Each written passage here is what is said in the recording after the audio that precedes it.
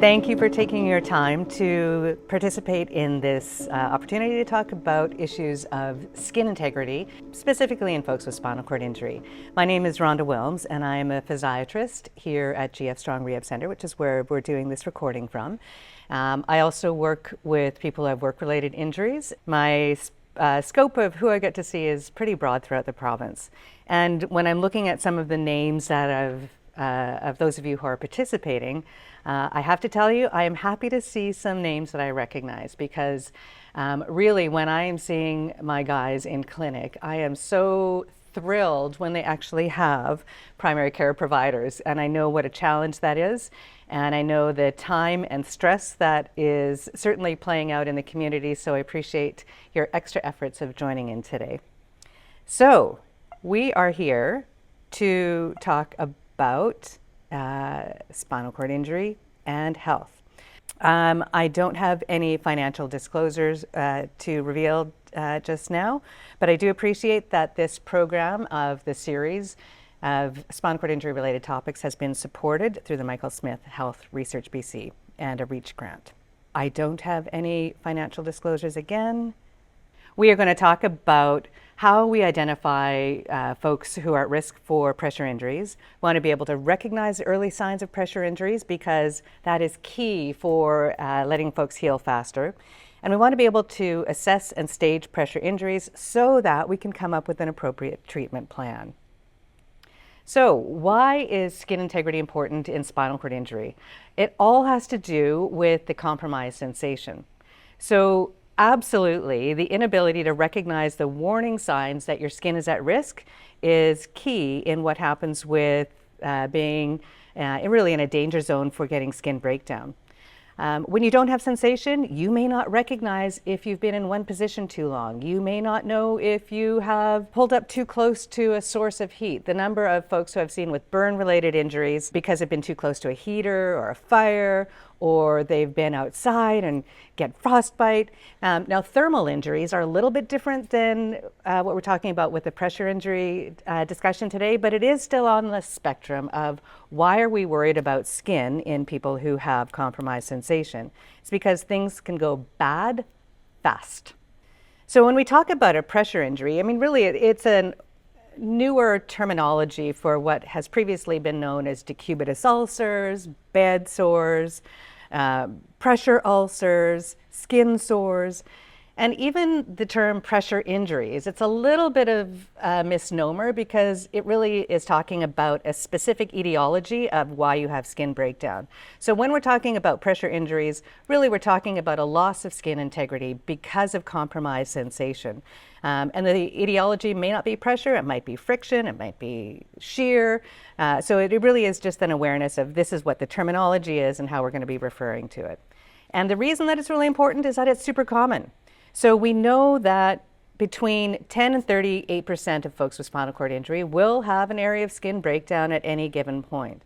And the sad thing is that if you have a cord injury, you are almost guaranteed to, at some point in your life, deal with skin breakdown. There are pressure injuries that are described in their staging system. So the National Pressure Ulcer Association really has described a staging system so that when we communicate with each other, when we're talking about what kind of injury, we are on the same language. So I'm going to talk about that in just a second. So pressure injuries are a serious lifelong complication of spinal cord injury. And over time, with aging, it becomes even more of a risk factor. Sadly, I understand aging and skin and that it does change over time, but there's a reduction of the skin tolerance to those sources of pressure, friction, and shear.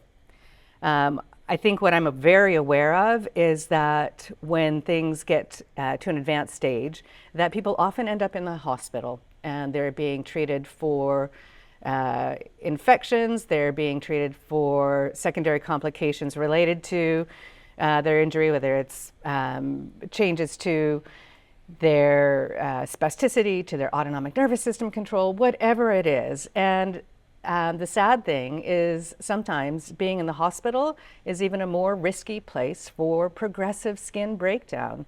I mean, even here in Vancouver, where we have the largest spinal cord injury center in our tertiary care hospital, we still see pressure injuries happening from inpatient stays.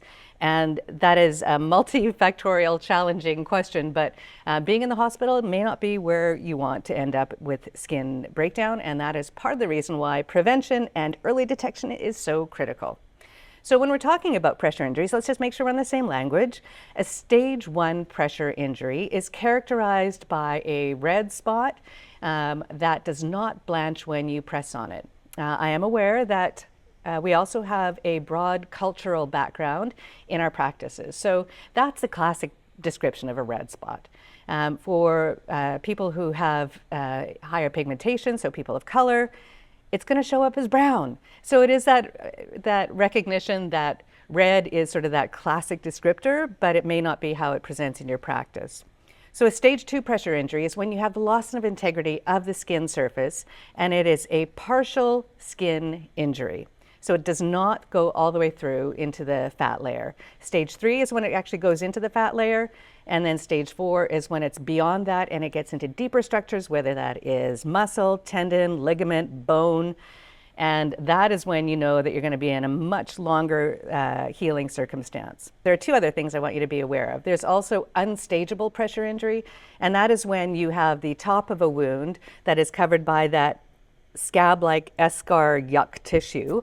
And because you can't see the wound base, you have no idea how bad, how deep, how extensive it is, or even how far it tunnels around, because you can also have something that looks like a relatively small skin opening, but when you put your probe in, you're like, oh my goodness, that is a grapefruit size underneath there. So there are different ways to describe the wounds. There's also something called a deep tissue injury phenomenon.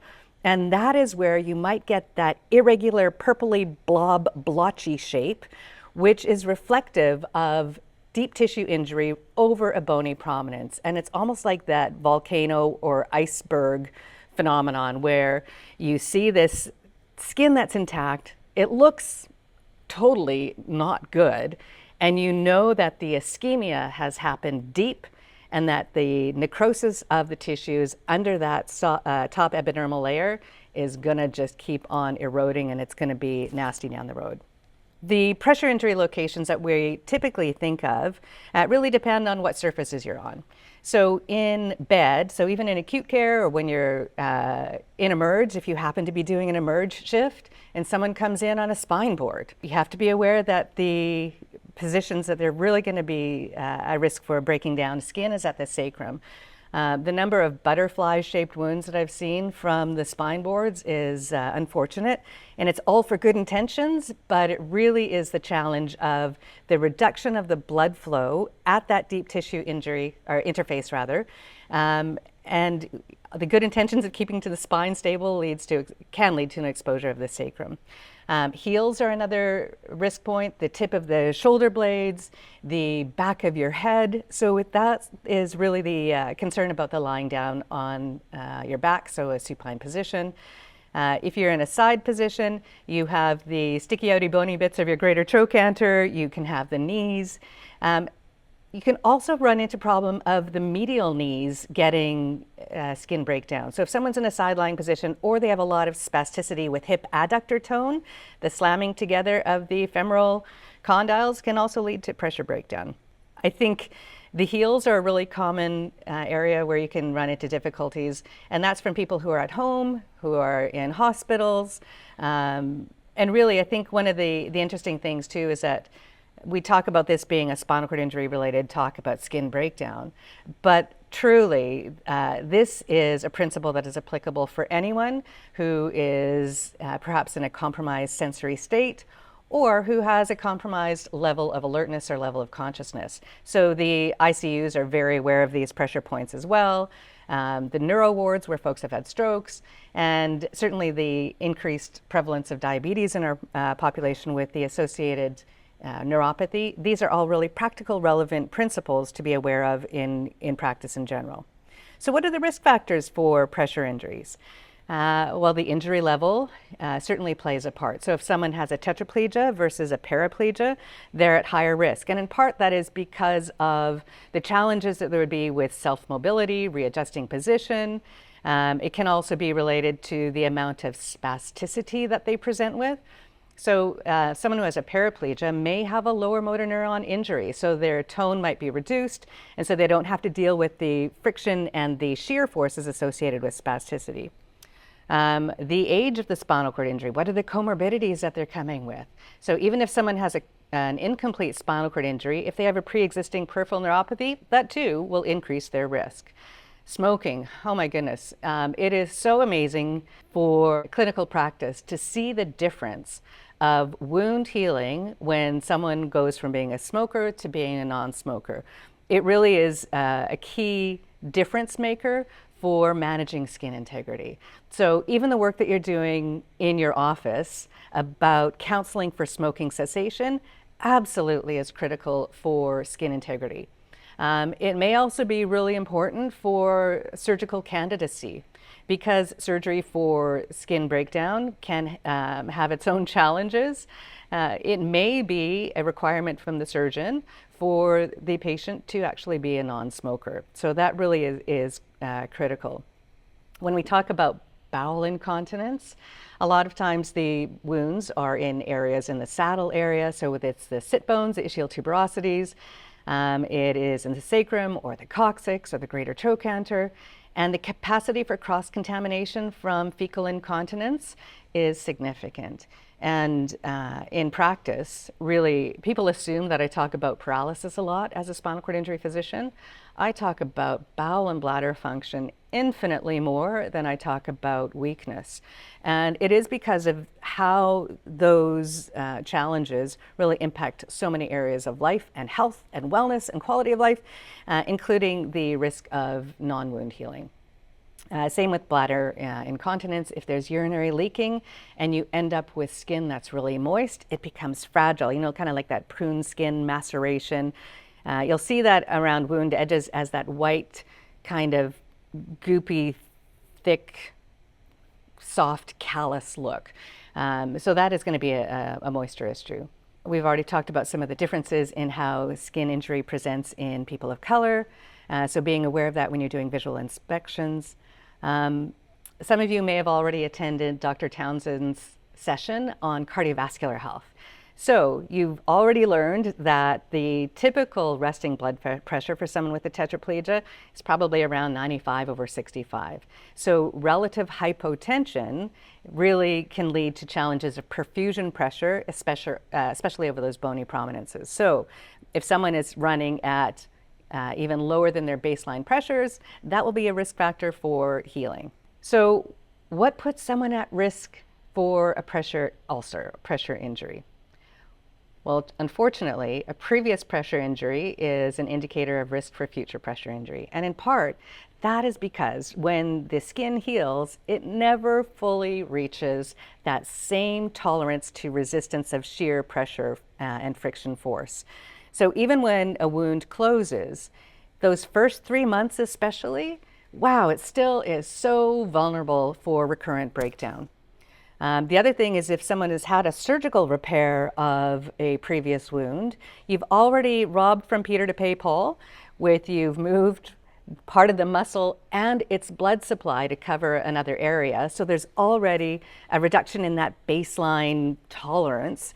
And there can be a point in time where you run out of places to do surgery. Muscle atrophy is a risk factor. So if you're thinking about, again, upper motor neuron versus lower motor neuron, so cord injury, you often get spasticity, which allows for some maintenance of muscle mass that covers those bony prominent areas. So even if you're thinking of gluteal mass, versus a lower motor neuron injury where the atrophy is profound, and you really notice the difference for how close to the surfaces those bony prominences are. Nutrition, how much protein is someone getting? What is their calorie intake? Are they getting the nutrients that they need? Body build. One of the unfair things about having a spinal cord injury is that you will not have the same capacity for metabolic output. So even your resting metabolic rate will shift. So the amount of calories that you can take in without increasing weight is going to be reduced. So it is so common for there to be that weight creep over time, and that can influence how easy it is to do transfers. and how you're able to really protect your skin. Posture has an influence. So what is your sitting position like? What is your hip mobility like? So with spinal cord injury, there are different complications that can happen, including heterotopic bone formation. So heterotopic bone, hetero is other, topic is place, ossification is the process of laying down new bone. So if you get HO in a hip, you may not have the same capacity for flexion and extension, and that may influence pressure points when you're in your seating system, when you're lying down in bed, when you're on your commode chair, whatever that looks like. So posture and other secondary complications also have an impact. If I really had my key message that I want to make sure that we get through this today is when we're talking about these risk factors, the most important thing about skin integrity is asking the two questions of how did the skin breakdown start and why isn't it healing? Because if you don't treat the skin breakdown as a total body thing, if you treat an ulcer as though it is a skin problem, it is going to just recur, it is not going to stay healed over, and it all becomes a vicious circle of a why bother. So the two key questions are, how did this wound start? Why isn't it healing? That would really be my TED Talk version of this. Thinking about what are the key points to consider and how do you really help your patients not get skin breakdown, you're going to advise on these few really practical things. Check your skin. The number of times I've had my folks tell me, oh, I check my skin every day. I run my hand over my backside. I don't feel anything. I'm good. That is not going to catch stage 1 pressure injuries. So it's better than nothing, like yay-ish. That's a yay-ish. But it's not good enough. So this is where cell phones can be super helpful as well, because our patients can actually use their cell phones, take pictures. They can have their deleted file as well, because you don't want it uploaded into the family cloud.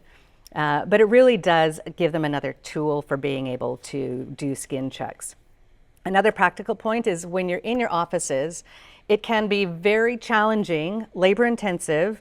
You might need extra hands. You may not have a plinth set up. You may not have an overhead lift. How is it that you're going to physically check skin for your patients? It can be either challenging, time-consuming, or even impossible. So this is where you can also ask your patients to bring photos in with them if they're talking about a wound. It may not be as ideal as in inspecting it yourself, but it is such an important tool to be able to do the skin checks. Why is it helpful to actually see the wound? Because the description of where it is really speaks to how come it started and gives you that ability to look for the root cause. Why is this happening and why is it happening now? The other thing is that the description of how big it is may be based on old information that they have. If you don't have sensation, you may not actually fully know the dimensions of the wound yourself. So skin checking, cell phones, photos, visually inspect when you can, because it matters for why it started and why it might not be healing. Weight shifting. So the classic way we think about weight shifting is to have people, if they're in a wheelchair where their ischial tuberosities are at risk, to do a seat lift. So putting your hands on the armrests and offloading the buttocks. Well, how long are you supposed to do that for? How often? Really, in order to get the adequate blood flow, you're looking at 45 seconds. That's a super long time for someone to be doing a seat lift. Just think of if you're in the gym doing triceps dips. Not necessarily easy or comfortable, especially if you have shoulder problems. What happens as you get older? The connective tissue architecture of your rotator cuff muscles changes, sadly, and you may have shoulder pain. So that may not be a realistic, practical way for people to do weight shifting. You can lean forward, get them to lean forward in their chair. That de-weights the ITs. They can do a side lean. That can help de-weight the contralateral side of the buttock area as well. If someone has power mobility, you're going to ask them to go into a tilt position. That redistributes the forces. The one thing I'm going to say is when you talk about weight shifting for folks who have tilt features in their chair, if you have someone in a 90-degree position and you get them to tilt to this point here, if you think of a vertically oriented force, that goes right down potentially through their tailbone, through the coccyx. So if you have someone who has a coccygeal pressure injury and they're like, but doc, I am offloading all the time. The problem might be that they are offloading all the time because they're not. So just be aware, again, that's where really knowing where the wound is and how people are weight shifting makes a difference for really getting to the root cause of why isn't it healing. Cleaning and drying skin properly after incontinent episodes. Again, that may be something that gets back to the root cause of have we figured out why a wound isn't healing? Well, what if it's always getting infected? Well, maybe that is because of fecal incontinence, or maybe it is because the ongoing shear forces and friction forces that are in areas that are wet and goopy and not resistant to that slide. Pressure redistribution. So we talk about seating a lot. It's like, well, you know, my patient has a ride cushion, so they'll be fine with their ischial tuberosities. A ride cushion is a custom carved foam cushion that really takes all the pressure off the IT area. And it's kind of like if you're sitting on a toilet seat kind of feeling. One of the problems is that suspended feeling may not be well tolerated by someone who has a sensory incomplete injury because it kind of feels like you're on a toilet all the time. So just be aware that that even things like weight changes. So if someone loses a lot of weight, they can sink further in and bottom out on their ride cushion. Or if they gain a lot of weight, they may not be getting that pressure relieving. So even when you think you have an ideal cushion for someone, it may not be any longer ideal. We're talking about other surfaces. So what happens when you're on a commode chair? That can be a place for sacral injury or skin breakdown. What about people who take baths and can't quite do a nice landing when they're getting into the tub and do that clunk at the bottom end? That may lead to skin breakdown. Speaking of shoulders, what if someone ends up with a supraspinatus tear? They can't reach around behind them very well anymore. They're doing these transfers going from side to side, and they now, instead of being able to have their buttocks go from the cushion onto their bed, they have to have a mid-transfer break where they bang down on their wheel every single time. It really could be that the reason they have a pressure injury is because of a shoulder problem. So again, it's always like root cause, root cause, root cause. Why did it start? Why now? And how do we treat the skin injury in that totality of how someone's managing? The challenging thing with skin integrity is that it requires the whole systemic review. That might be looking at things like spasticity management. Another example of getting to root cause. Let's say someone now has a back of their heel pressure injury. And you're thinking, why now? Well, it turns out that they're on their mattress, but they go into a hip flexor pattern of spasticity. And they're sliding their heel up and down the bed constantly in the overnight hours. Well, why now? So why do they have the spasticity now when it's been fine before? Well, you know, I'll just put them on a pillow so that their heels are suspended off the bed, it'll be fine. No, they're still spastic and the pillow gets shoved out of the way and they're sliding their heels across. Okay, well, why now? Well, maybe it's because they're actually having some urinary leaking and their bladder is really kind of grumpy, and really it might be because they have bladder stones. So their pressure injury may have actually happened because they have increased spasticity, because they have bladder stones, and they need to go see their urologist for the crush and flush. And that might be what really is the shifting for the ability to heal that wound. Nutrition, I think, again, we're looking at total calorie count, we're looking at protein intake. If someone has a tetraplegia and they're independently living and they have a pressure injury, it may be that it's hard for them to actually get out and go grocery shopping. And so maybe they have someone just pick up some, I don't know, fast food on the way home for them. Or maybe they don't have the ability to get up and do a lot of cooking because they feel unwell because they have this infection that's in this chronic background grumbling phase. Maybe they don't want to actually drink more fluids because it means they're going to have to get up and do a transfer and do an intermittent catheterization, and they're just re-injuring that same area with doing their transfers. So I think the challenge with nutrition is looking at the issues of what kind of support do people have in their life? Can they manage the cooking and the shopping on their own? Are there other issues that are going to compromise their ability to actually get all of those resources? And then cost. A lot of times it's, if you're not able to do all the shopping and food prep on your own, and you're on a very fixed budget, it's not like you're going to order Uber Eats in every night. So there are those practical challenges about how you support someone with adequate nutrition. So one of the things that I think is also really helpful is making sure that your patients understand how to communicate with you. Sometimes when people don't have a lot of access to primary care, they're coming into a walk-in clinic. When you have a walk-in, and many of you may be in those circumstances, it's like, how do you actually get the most bang for your buck in being able to actually support the person who might be showing up on your door? So it could be establishing a relationship, knowing what resources to direct your patient to, knowing what resources you might be able to access. And so the fact that you're here means you already know about the primary care site on Skyer, but even giving your patients access or the knowledge to go to places like Skyer Community, where they can learn more about their spinal cord injury so that they can advocate for themselves. Because really a lot of the reality of our healthcare system today is that we need to give away knowledge so that we can foster patients having their own sense of self-agency. They need to be their own navigators in healthcare, their own advocates. I mean, with our CanMeds roles, part of our job is also to be an advocate, but that may mean encouraging our patients to really become experts in their own spinal cord injury related health. And then looking at what are those strategies that might be helpful. For example, having a list of phone photos that they can share with you. One of the things that I've appreciated about the WorkSafe clinic that I do is there is an interdisciplinary team that goes into people's homes to do an evaluation of their health, their environment, and their surfaces. And it really is a preventative approach to skin health. And it is actually so useful. It is cost saving. It is quality of life improving.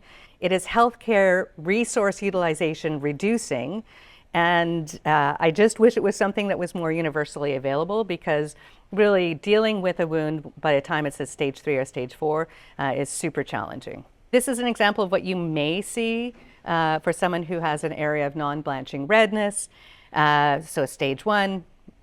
This does not look like a deep tissue interface injury. It's not that dark, angry, purplish discoloration. Another tip is that the shape of the redness that you see, or the shape of the wound itself, may actually give you information about etiology. So if you have a perfectly round wound, I think that looks more like pressure, because it really is that distribution of how the arterial flow is messed up. If you have something that's more stellate or ragged, I'm starting to think, okay, this is friction and shear, because it has a directionality to it. If you have an area of wound and there's a ton of tunneling where the undermining is extensive, then again I think about sliding forces, because it's not just that direct pressure, it's that you get those shear types of forces on the subcutaneous tissue, which leads to the wound. So again, that's where the shape, size, appearance of the wound and the undermining or sinus formation can be important. You have someone who comes into your office and they have skin breakdown. What do you do? Because really that's a practicality. So yes, you're going to educate patients of how significant and how potentially serious the skin breakdown may be. If you are looking at dressing products, for example, it's like, well, how do we protect this area? So it may be that even initially, even if it's a stage 1 or a stage 2, this is your opportunity to pull in some of your allied healthcare friends and associates to really further address the root cause issues. So it may be that you pull in your local occupational therapist to do a review of the seating system. So let's say someone has a ROHO cushion, which is an air-villus cushion. Having the confidence that they know how to check the inflation. A lot of times people think, oh, it's an air cushion, I should just pump it up a little bit more. No. Too much, this is Goldilocks. So too little pressure, you bottom out. Too much air in there, high pressure. So even if someone feels like they're going to be safe on an airplane and they take their re-ho cushion with them to protect their skin when they're on a plane. I always think of Pringles cans. What happens when you get to altitude and you open your can of Pringles? It has that big pressure in there. Same thing happens with air cushions on airplanes. So really knowing how to use the equipment that you have, how to maintain it, and beware of cats. Cats break re-ho cushion with their claws. So how you use your equipment is also relevant, and that's where your OTs can also be helpful. If you're looking at spasticity management, maybe someone is getting that friction injury from spasticity. That's where your role comes in and getting to root cause of why spasticity works now, or it might be initiating treatment for spasticity and perhaps a referral to physiotherapy so people learn how to do prolonged passive stretching at home, because you know that you're not going to have a physio be able to go into someone's home and do stretching routines with them every day. It's not ever going to happen in our healthcare system. So again, it's passing on knowledge and information and self-agency for people to be able to manage on their own at home. And then wound care nurses. So in your office, you're not going to have a whole array of the dressing products that you might want to consider. And so for those earlier wound stages, pulling in your local resources really makes sense. I am going to talk about one product that can be good for short-term use. I'm going to use a trade name because that's the one that's commonly used. It's called Triad or EPC. It is a product that is often recommended for stage 2 pressure injuries. So it's through the dermis and you're trying to protect the skin and have moisture balance. In our wound clinic at the Blessed Spinal Cord Center, we've been keeping track of what we're now calling triad butt. And it really is the problem of good intentions that have gone awry. And what we see is that that product can be good for that short term, but long-term use, it actually becomes pro-inflammatory. And the treatment of this horrible looking large area of skin yuckness sometimes is getting rid of our good intentions of using that product and then using some other moisturizer. So again, having access to our wound care clinician support is also valuable, especially when wound healing gets stalled. What if this is looking more concerning? Like, what do you do then? That's when you may also call on your other physician friends, and it might be a plastic surgeon. So if you have this large area of wound that has necrotic tissue in it, or eschar, or tons of tunneling, and it looks goopy and yuck, it may be that they need a really good debridement. And that is not necessarily something you can do in your office either, and a referral to a plastic surgeon can be critical at really fostering that initial part of wound healing. Because when we're talking about wounds, we want to talk about getting rid of the dead goopy stuff in the wound base, because that really becomes bacteria food. We want to talk about moisture balance. Again, not too wet, not too dry, just right. So many things in life are Goldilocks. And that might be not just those extrinsic sources of moisture, like making sure someone has continence, or maybe they have a rain poncho so that they're not getting our Vancouver wet weather or Prince Rupert wet weather, it's even worse than Prince Rupert, onto seating systems that then are persistently wet and then skin vulnerability. But it's also wound moisture control. So having dressing products that allow for that appropriate wound moisture balance is important. And then bacterial balance. So sometimes even if a wound doesn't look frankly infected, it's on that spectrum between colonization of bacteria and all the way to infection. Just another tip, swabbing a wound can feel a little bit like a why bother, because it's gonna grow the kitchen sink. So a lot of times if you really are looking at trying to determine if there is a treatable bacteria that is the most likely culprit, it really has to be done after the wound has been cleaned, and then to get a sense of what bacteria may be present. We also have some access to some interdisciplinary wound clinics, and that feels like a necessary luxury, where you have a team in the same room, seeing the wound together.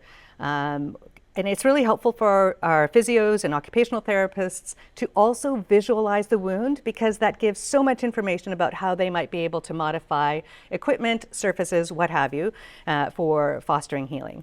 Getting patients with wounds to clinics can be difficult. Really, a lot of time the travel to come to see me in clinic can be more dangerous than the benefit that it's worth. That's where video conferencing, Zoom, which is one of the things that I love and I hate about COVID, is that we have Zoom. I really wish I could see you all in person. That would be way more fun.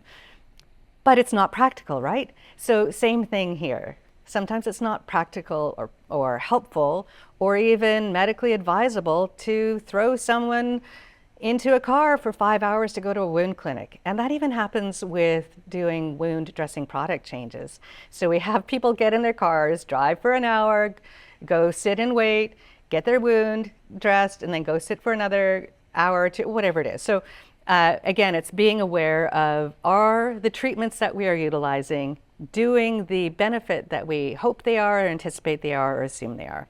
We have a group of spinal cord clinicians at GF Strong. I know that we're open to getting phone calls. I think some of you have my cell phone number, so you can text. I hate voicemail. If you're going to contact me, just don't leave a voicemail. So I'm going to get back to the key TED Talk moments here today.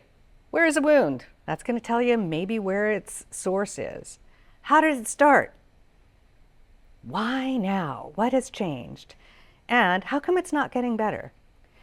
This actually is the key slide for the presentation, in my opinion, today, because it'll be a jumping point to look at not only wound healing, but wound prevention and skin integrity maintenance. So I think we've talked about this a little bit. I'm going to stop here and ask for any sort of response or questions or ideas. And again, remembering that this really is a problem that has relevance beyond folks with just spinal cord injury.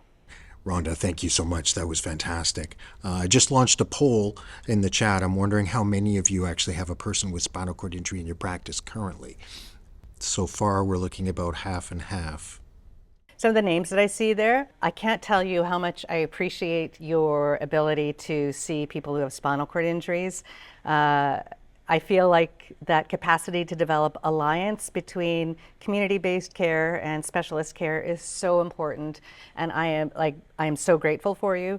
And if some of you who don't have folks with cord injury in your practice are here, you will have backup. We're here to be helpful to you, so go ahead and say yes when you have someone with a cord injury who's looking for a primary care doc. I'm seeing the poll responses are around 13 of you have someone with SCI in your practice currently. So thank you so much for reaching out and looking for some good information.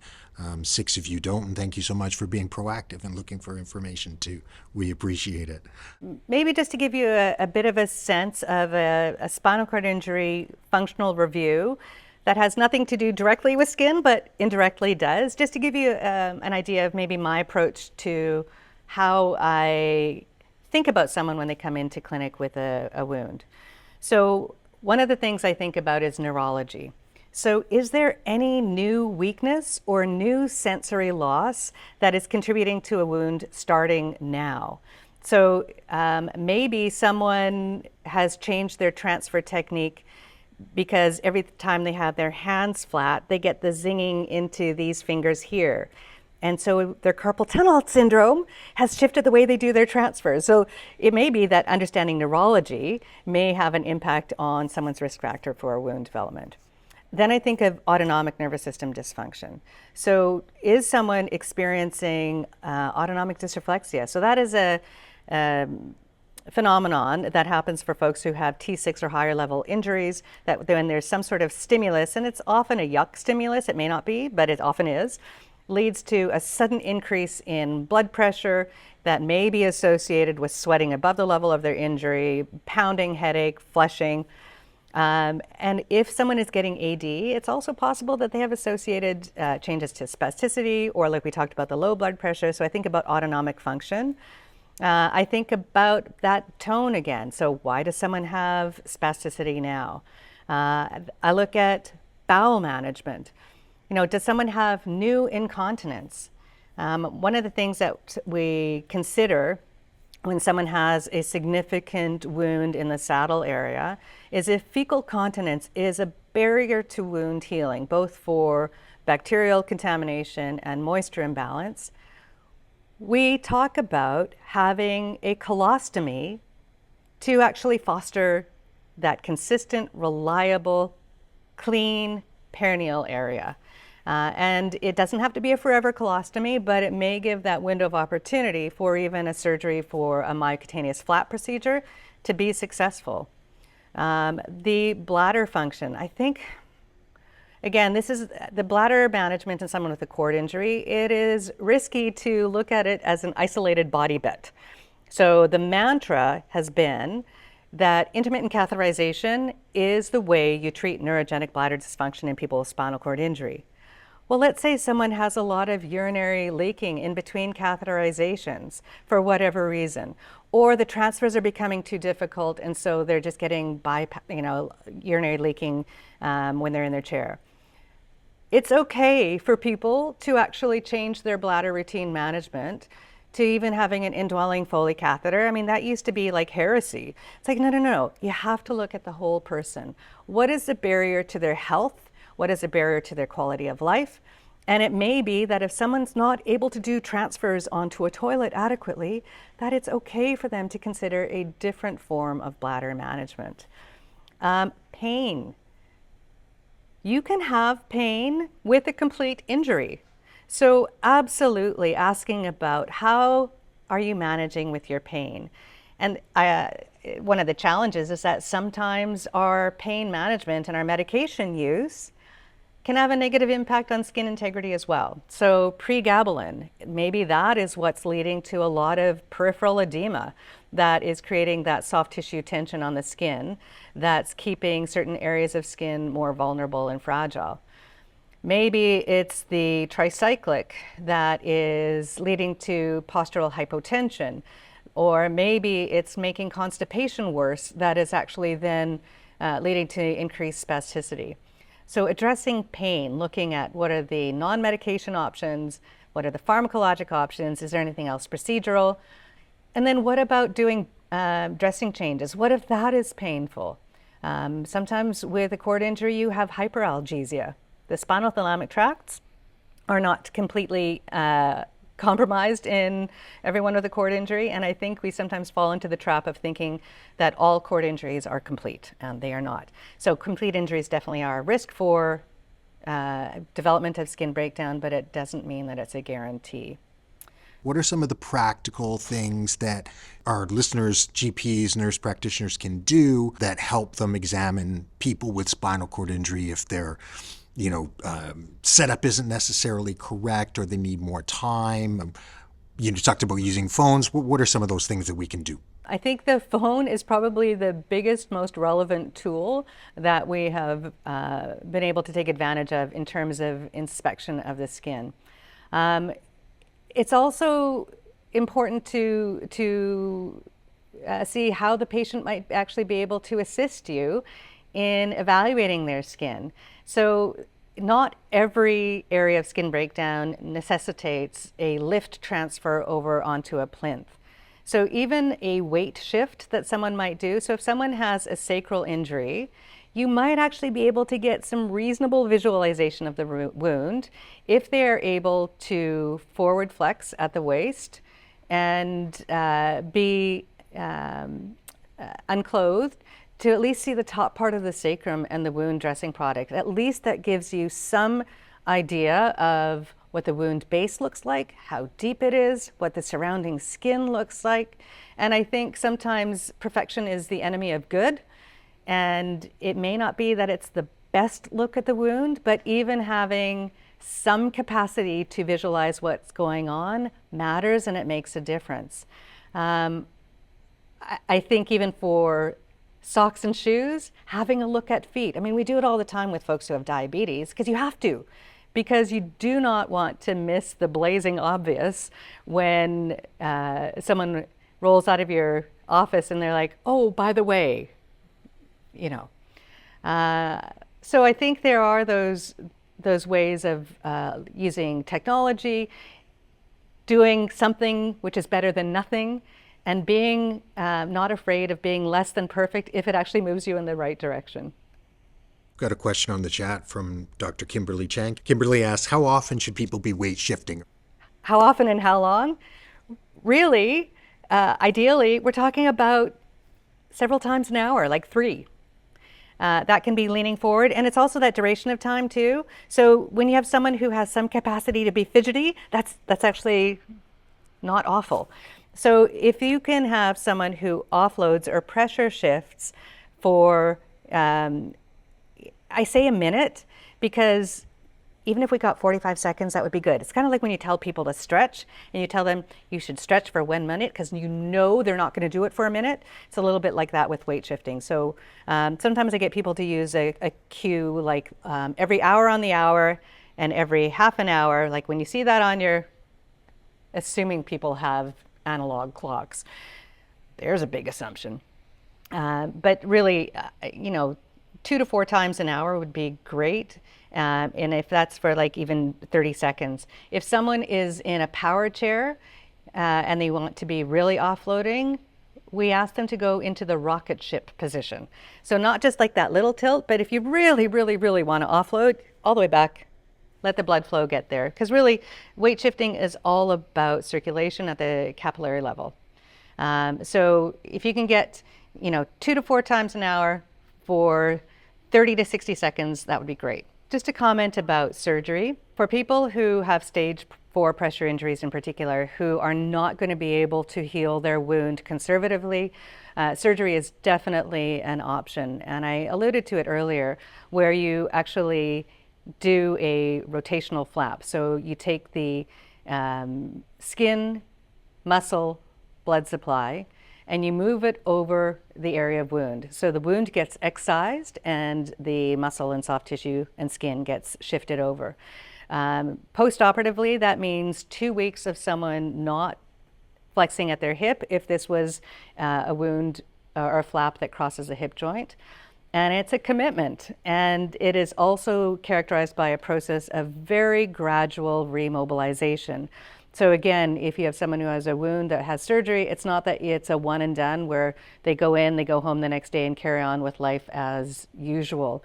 It often requires a lot of team support, reevaluation of equipment and seating surfaces, and making sure that there aren't any secondary complications that are going to compromise the flap site directly. So if someone has a ton of hip flexor spasticity, ideally, we like to see them preoperatively as well. So they may require neurotoxin injections into their hip flexors to allow for better spasticity control post-op, to allow for wound healing and the maintenance of the flap. Because if you lose a flap, it just is a scenario where you can take a wound and end up making it worse.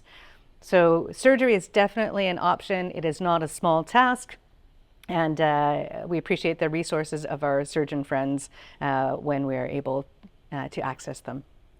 Well, there's a fair amount of information, and this is just a bit of a summary review slide here to remind you to be aware of the issues that will be causing greater risk for skin breakdown in your gang. Finances, family, home care support. The other thing I'm really aware of is, especially on weekends, it seems like it can be a bit of a coin toss on if and when home support services show up. And I think that's a human resources issue in our healthcare system. And I think knowing what other avenues of support that your patient has is helpful and relevant.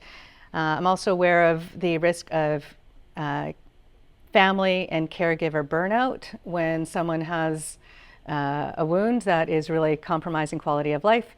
So in the context of family practice, you often look after more than just the one person, and it may be that you look after the household. So having that awareness of the impact on family, finances, jobs, psychology, I didn't even talk about that. Oh my goodness, when you're not able to get up, or if you're supposed to be on bed rest to let the wound heal, it is soul crushing. So that is another really relevant, important associated condition with skin injury and skin breakdown. Thank you very much for joining us today. I appreciate the fact that you took your time to have this discussion and learn about issues of skin integrity and spinal cord injury. I hope some of it is also translatable into other folks that you have in your clinical practice. And please know that myself and people that I work with here are also happy to be resources to you when you feel like you're running into challenges. So appreciate your time, and I'll look forward to hearing from you.